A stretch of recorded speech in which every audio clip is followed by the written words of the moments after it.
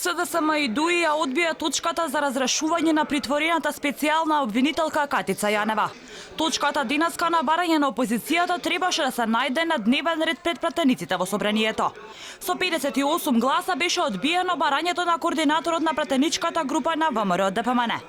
Меѓу тие што гласаа да не се менува Катица Јанева денеска, се и пратениците Александар Кирацовски и Фросина Ременски, која е подпредседателка на собранието. Координаторот на пратеничката група на ВМРО ДПМН, Никола Мицевски, образложи дека нивното барање се случува една недела од заклучокот на Комисијата за избори и именувања, каде едногласно беше прифатено барањето на Совото за јавни обвинители да ја разреши Јанева, поради непрофесионално, незаконско и неодговорно работење. Опозицијата предупредува дека на 15 септември истекува мандатот на Јанева, а до тогаш не е предвидена друга пленарна седница. Се докажа дека власта ја спаси осомничената Катица Јанева од разрешување.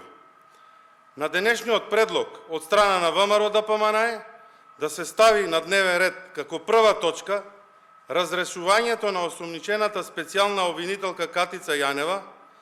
Парламентарното мнозинство предводено од СДСМ го одби овој наш предлог, со што се стави на страна на заштита на Јанева. Од власта пак ја обвинуваат опозицијата дека се обидува да манипулира со јавноста, бидејќи наводно имале веќе неформален договор разрешувањето на шефицата на СЈО да биде на одвоена седница.